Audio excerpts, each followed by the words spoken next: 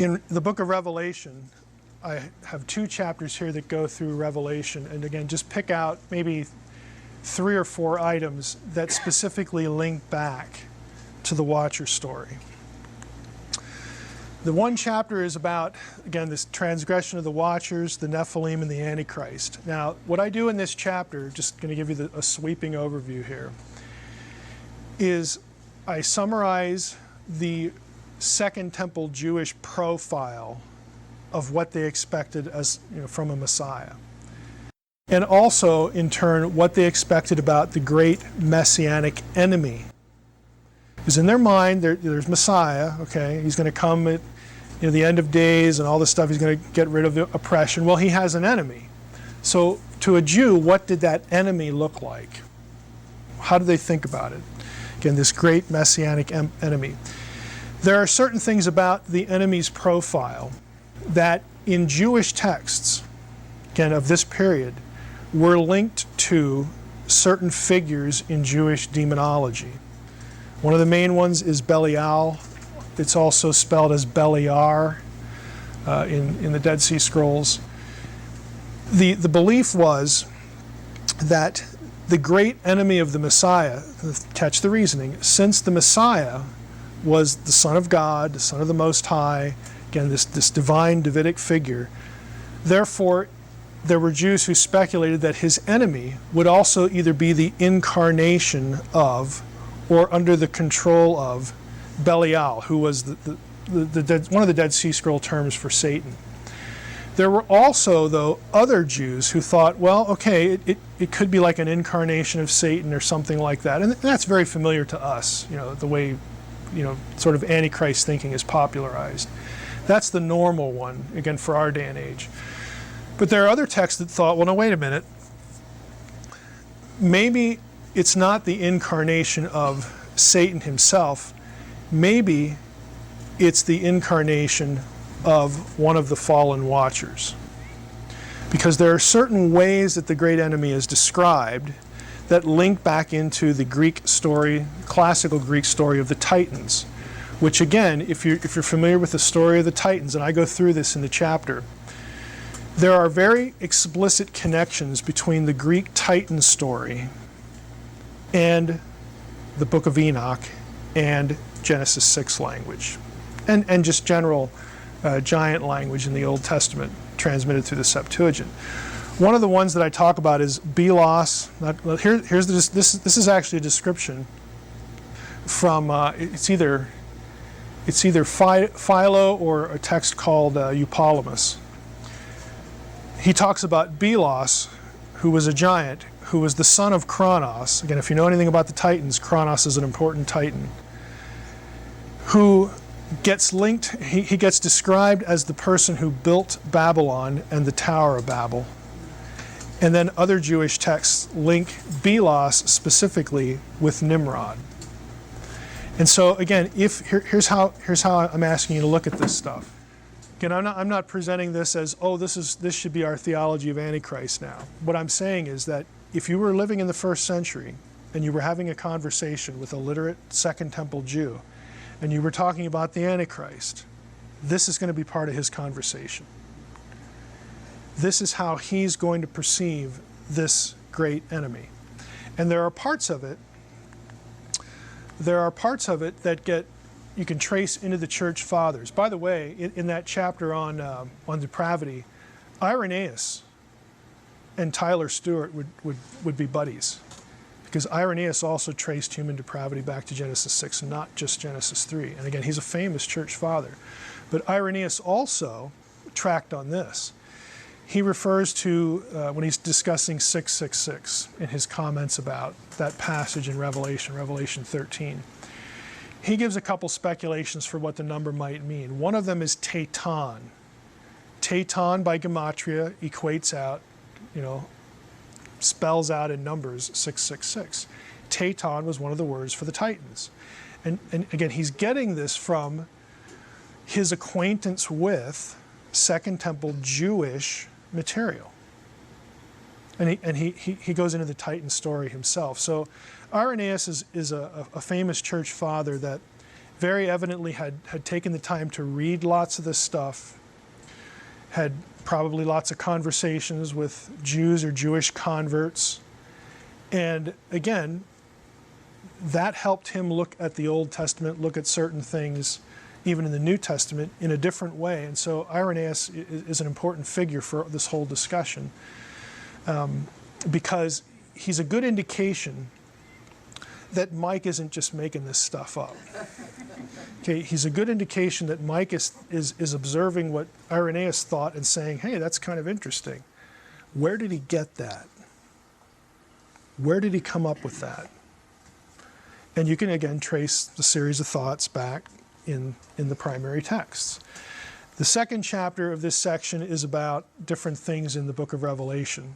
Revelation 9 I talk about because it has very, very explicit imagery to the release of the Watchers. Again, connecting that this is the release of the guys from the pit, from the abyss. And there are things in the passage that link back into Enochian material. The 144,000 is kind of interesting. I personally would still put this, I'd need to see more on it. I'd still sort of file this as in Mike's head, sort of speculative, but I put it in the book. There's an article by a guy who, it's actually two people, who published in a journal from South Africa. And it's a very long article, it's very detailed, but here's their view. They pick up on, when the 144,000 are described, they are described as being virgins who have not defiled themselves with women. And you think, well, who cares? So what? I mean, it was okay to get married in the Old and New Testament. Big deal. Well, what they try to demonstrate, and I think, again, they present what I'd call a reasonable circumstantial case for it. At least that's my thinking now. There are certain things in the description in Revelation 7 and Revelation 14 about the 144,000 that link back to Leviticus, Levitical language, the way priests were described. And we know priests were allowed to marry. So the question for them then becomes, why this statement? He believes that the 144,000 are people selected by God to, he doesn't believe they're just humans, okay? They sort of waffle there because they differentiate them from the souls that are martyred under the throne and whatnot. But he thinks they are deliberately there to be representatives of God, and they are presented as, pure in terms of these are heavenly ones who have not defiled themselves with women. In other words, they are the counterparts to the Watchers who just got released. And so they are part of this cosmic Armageddon conflict, the war between gods and men. Okay. Again, I think they build a good circumstantial case for it. I'm not completely persuaded of it yet. But I thought it was worth putting in. The Antichrist from Dan tradition. This is also the 144,000. Oh, there's 12,000 from every tribe. What could be simpler? Yeah, until you count the tribes. Until you actually look at the tribes that are missing. Okay. Okay, there's Ephraim. There's a deal with Ephraim and Manasseh going on there, but the one that's omitted totally is Dan. And so you have this. You have a pretty long church history tradition that the Antichrist would descend from the tribe of Dan. Okay, I don't believe that the point is the tribe of Dan. I think the point is the region of Dan, which is in Bashan. Same name. Okay, so that. Again, in the chapter I talk about, well, if we were thinking region instead of tribe, where would that lead us? Because it's Bashan, it's the place of the serpent, in the Old Testament. Talk a little bit about Gog and Armageddon. Again, Gog is the great enemy from the north. Okay, if you remember Unseen Realm, what is it about the north that's important? Saphon. It's the domain of Baal. Okay, that's not a coincidence. Again, to cast Gog in that language, and I do a little bit about, there's a reason I think why Gog has never been identified successfully with a historical person, either in antiquity or currently, because I think the point is not to direct our attention to a specific person. It's to direct our attention, again, to cosmic evil that will control whoever this Antichrist person is. And so I talk a little bit about that.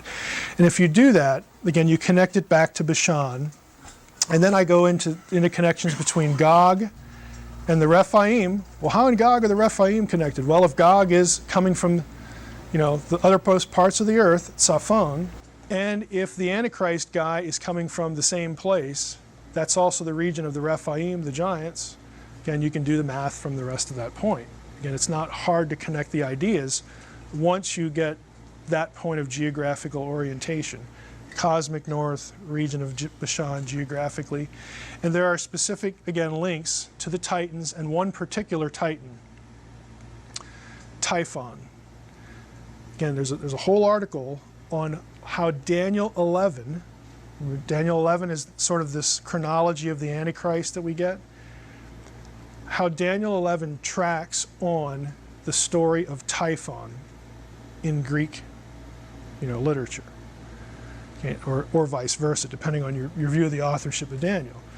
Okay, there are a number of connections, and why that's important is because the figure of Daniel 11, historically, everybody, whether they think Daniel was written in the 6th century, the 2nd century, everybody agrees that the person who fulfilled all of these things in Daniel 11 already, and will, that'll echo out into a future prophecy, is who?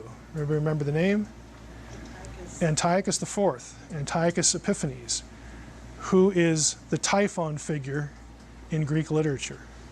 Again, if you're a literate Second Temple Jew, you're familiar with Hellenistic material, these are not coincidences. They all mean something. They're all part of a matrix of ideas. So it's a way to connect the Antichrist to another one of these Watcher, Titan, giant, supernatural bad guys. And so that's what I do in the chapter. Again, I'm just trying to show you in these 2 chapters how a Second Temple person who had knowledge of this material, how they would read Revelation. Not how Tim LaHaye reads it, okay? Or anybody else, Ritterboss or whoever. How would a Second Temple Jew read it?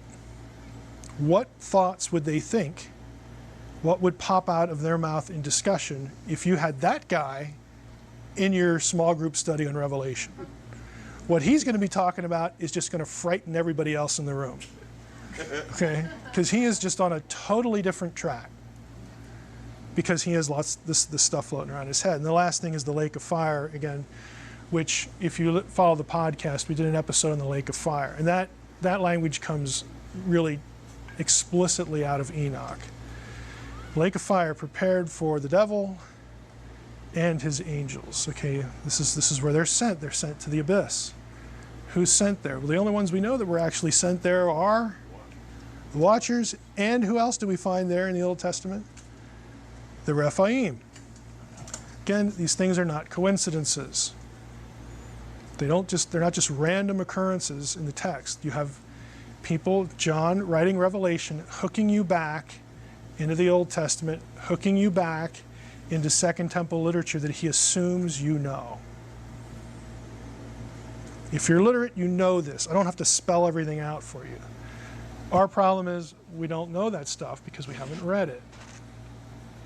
We can have it, we can read it, but the book here, again, we'll just end with that, is kind of an effort to take 10 chapters of that stuff. And it's a little wider net than that. But anything that scholars would think is Enochian, and try to get that in your head, and it's like, okay, now let's go to these New Testament places and just see what pops out to you. Again, how you would parse it if you were thinking this. So that's the book.